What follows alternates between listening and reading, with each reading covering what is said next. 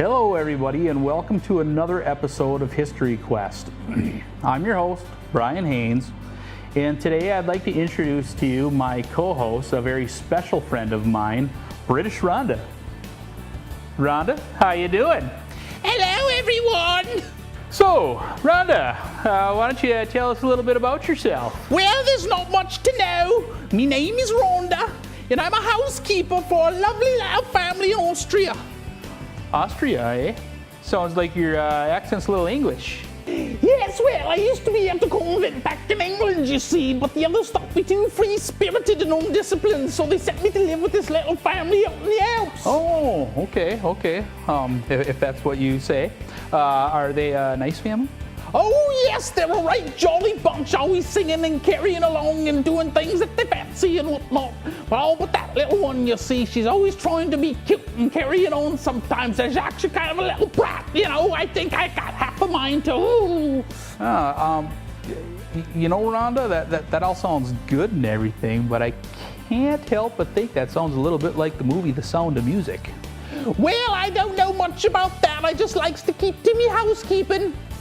Anyway, why don't we get along with this month's episode of History Quest. We're going to take another look at the Laura Miller trial. We did look at it a couple months ago, but I came across this great interview by Hazel Graven that was conducted with the museum quite a few years ago. And she offers a different theory as to what happened to Laura Miller and whether or not she thought Laura Miller was guilty. Anybody who's wondering, Hazel Graven was the deputy that was with Laura Miller 24 hours a day, 7 days a week. So I took a little bit of credence to what she said. But anyway, let's get along with this next episode of History Quest with the murder case that captivated all of McLeod County.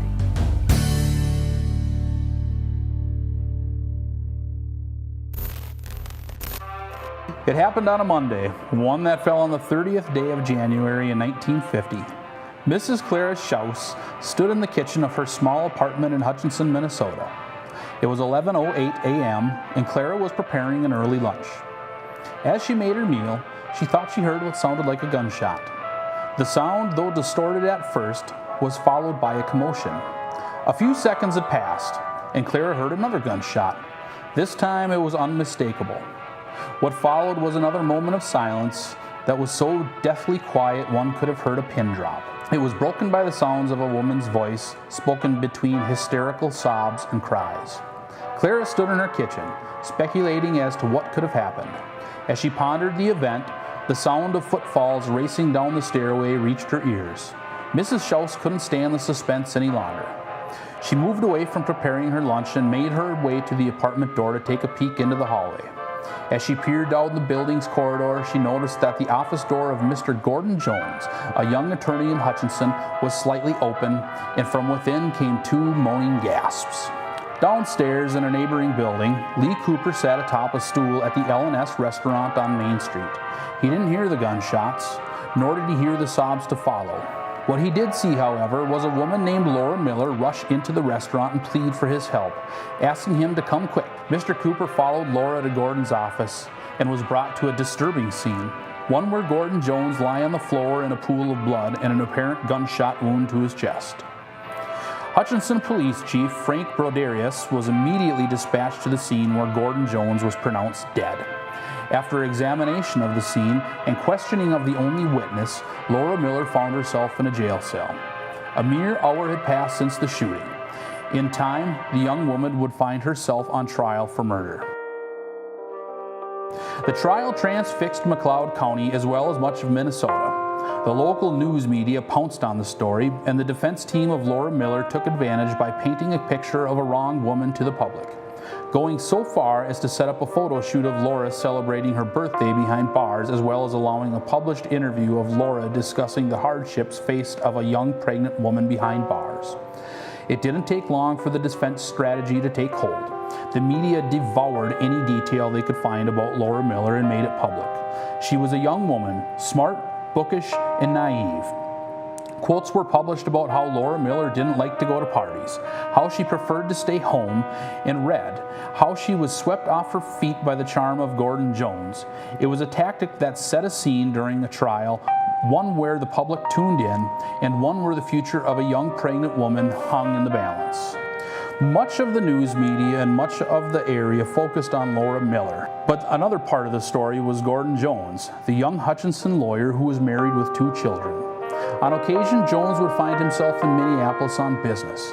It was here that he met Laura Miller. The two met at a restaurant in downtown Minneapolis in 1948. Miller was taken with Jones, claiming he was a charming young man and a delight to listen to. Though they parted that night, the two would continue to see one another every time Jones happened to be in the city.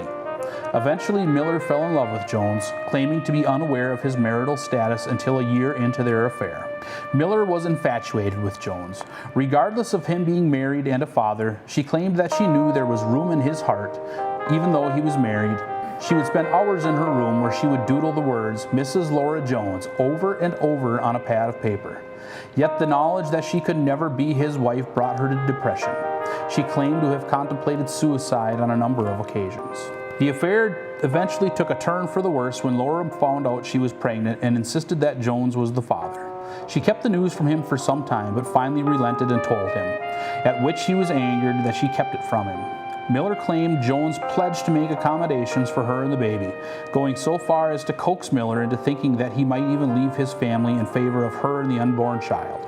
In reality, however, Jones became cold toward Miller and did what he could to drive her out of his life, going so far as to hire a woman to impersonate his wife and confront Miller in an attempt to scare her off. The trial of Laura Miller for the murder of her lover began on February 20th. McLeod County was abuzz with anticipation. The story itself was intoxicating. It was a tale of lust, of scandal, and of murder. A story of a married man who used his charm to sway the affection of a young girl, who became pregnant with his child and who allegedly murdered him in his Hutchinson law office. The facts were irrefutable. Laura Miller entered the office of Gordon Jones with a gun in her possession. When she left the office, Jones lay in a pool of blood with a gunshot wound to the chest.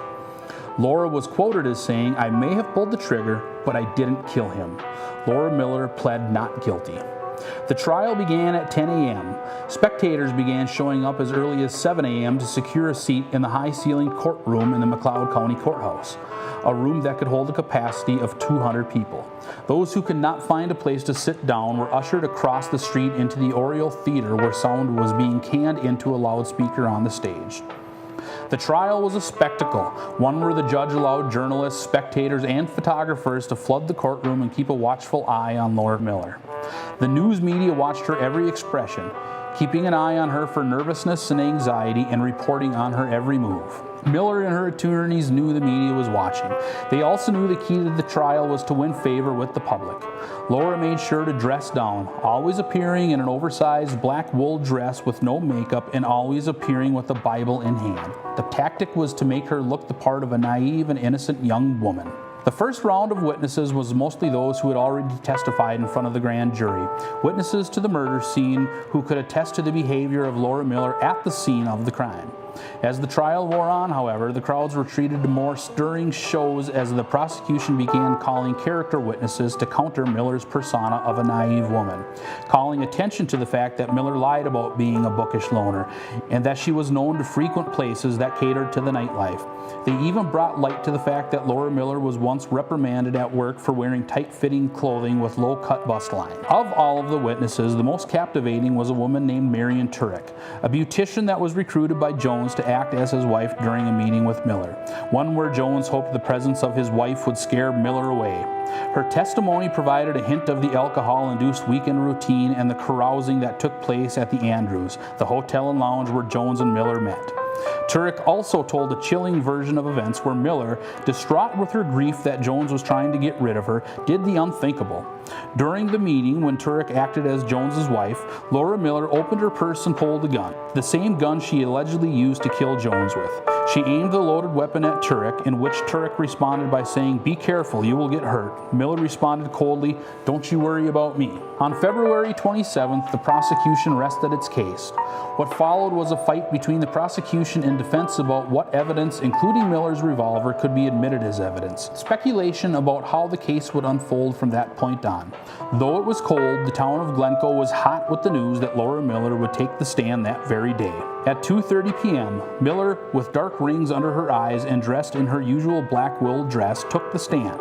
Before she did, however, the defense took a gamble and asked the judge and jury that the verdict of the case should be either murder in the first degree or not guilty. Miller testified for 2.5 hours, at times needing to pause to collect her emotions, claiming that Jones told her not to come around anymore, of which she responded by pulling her revolver from her purse and pointing it at her unborn fetus. She then said he lunged for the gun. What Miller did next left spectators transfixed. Miller stood from her chair and shouted at the top of her voice as she described the shooting.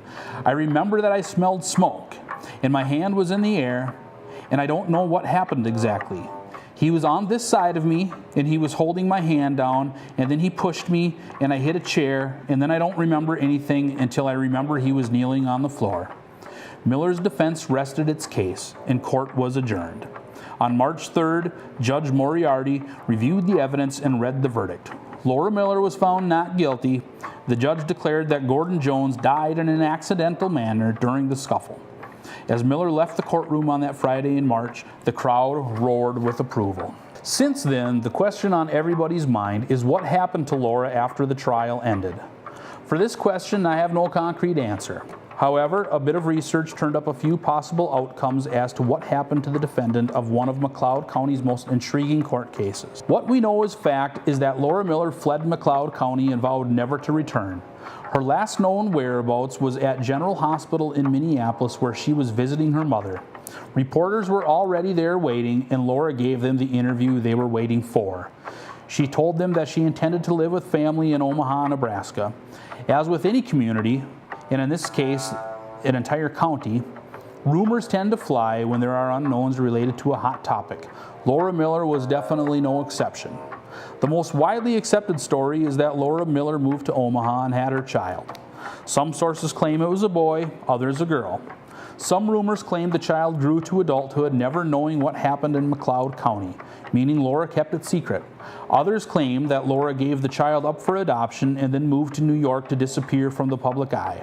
Recently, however, an interview conducted with Hazel Graven gives a new theory to what happened to Laura Miller after the trial was over. Hazel Graven was a rarity in 1950. In a time when law enforcement was heavily dominated by men, Hazel Graven was deputized. In the case of Laura Miller, many feared she would turn suicidal. As a result, Hazel was ordered to stay by Laura Miller's side both day and night. During the day, Hazel accompanied Laura to the courtroom, to lunch, in and out of her cell, and to the bathroom. At night, Hazel slept in a jail cell next to Laura. 24 hours a day and 7 days a week, Hazel Graven was by Laura Miller's side. In the interview, she described Laura as a personable type, easy to talk with, and so well behaved that Hazel could have left the cell door unlocked and Laura would have stayed put. The two even stayed in touch for a bit after the trial. What's eye-opening about the interview, however, is what Hazel thought of Laura's story and what she believed happened after the trial. "Guilty as sin," is what Hazel said in the interview. The deputy and the courtroom attendant of Laura Miller said that outside the courtroom, the defendant never cried or showed remorse.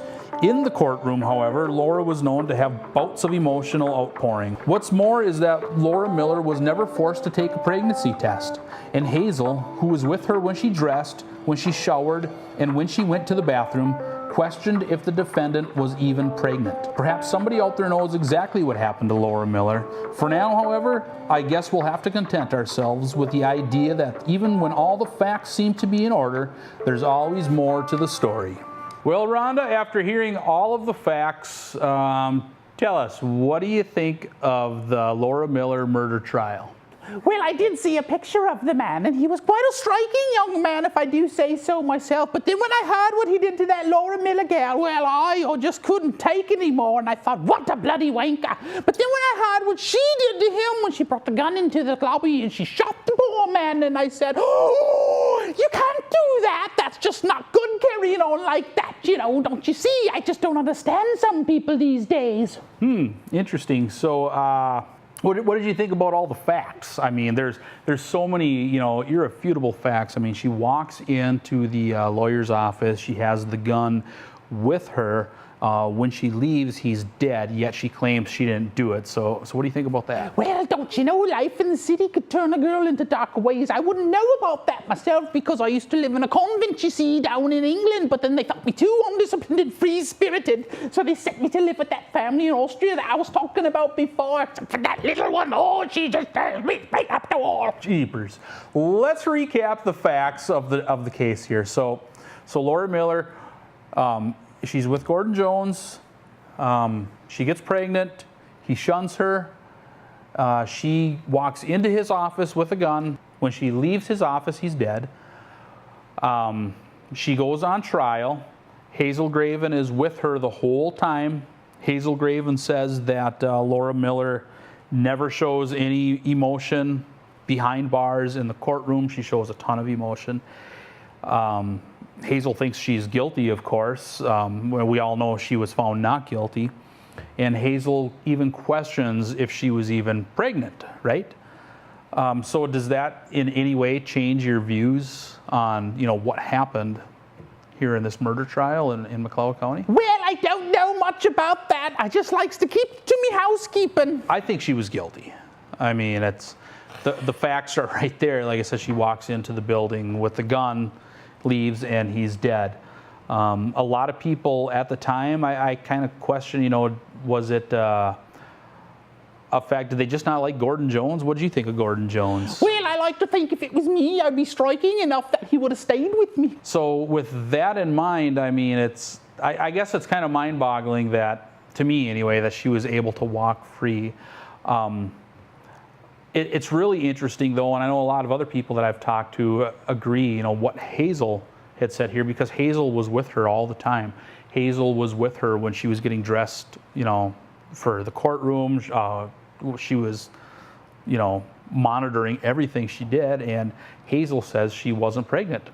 And at this time, or I guess Hazel thinks maybe she wasn't pregnant because there was no pregnancy test. But at this time in the game, she would have been showing. Just kind of crazy, to throw that in at the end game here, and just kind of changes the whole story a little bit. Maybe she was never pregnant. Maybe she just, used that to try and say, hey, I want you to marry me, exactly, or something like that. Anyway, crazy case here. I guess, really, though, if she was pregnant, the real crime here, or the real tragedy, is the child. The child, number one, never knowing who your father is, whether the child heard of the story or not, never knows who he or she, who their father is. Oh, that poor little baby. I just can't understand why somebody would do that to a child like that. Or even, on the other theory where the child's given up for adoption, I mean, never knowing who your parents are, the story behind it. But there again, if that's the case, then maybe that was all for the better, that they never knew what happened. So, at any rate, do you have any closing thoughts for us? Oh, I thought he was a very charming man, very good looking too, except he had kind of a big nose on, on his face right there. But then again, my poor granddad had a big nose too, and it didn't bother him. He was always carrying on with the ladies. And now, on a much more serious note, I'd like to share some news with you. We are having our pork chop dinner, our annual pork chop dinner, on June 21st this year. Instead of being held at the museum, we're holding it at the fairgrounds here in Hutchinson. Again, that's Friday, June 21st. It's the first day of summer, so this is going to be kind of a big summer kickoff event. We're trying to make the event family friendly this year, so we're going to have a bounce castle. We've invited a few public service people from around the county there, so we're hoping to have fire truck, ambulance, police cruiser, sheriff's department, and the idea is that the kids can, actually kind of explore the vehicles, meet the officers, kind of thing. Hopefully they have a lot of fun. So we're gonna have pork chops, we're gonna have sides, we'll have some stuff there for the kids, we're gonna have beverages, there should be a dessert there, and we're also gonna have some like lawn games like beanbag toss, that sort of thing. So We're really hoping for a great turnout this year, and it should be a lot of fun, so I really hope to see you there. The event will start at 4:30 and it'll run to 7. It'll be $12 a plate, $6 for kids, and $3 if you want an extra pork chop with your meal. So really hope to see you all there. And one other announcement, we are still doing our Tuesday morning breakfast club. That's the 4th Tuesday of every month. If you're a member of the museum, you can stop down and we have a speaker and we have free coffee and donuts. One other event this fall, will be co-hosting a bus tour to the historic Oliver Kelly Farm in Elk River. If you're interested in this, you can contact the museum and we'll give you a little bit more information on that. The registration for the tour begins on July 1st, so if you want to reserve a seat for the tour, be sure to stop in and register as soon as you can. So that is about all I have for you this month. We'll be back next month, and I promise it'll be a little bit more serious next month. But at any rate, thanks for watching, and we'll see you again. Bye, everyone.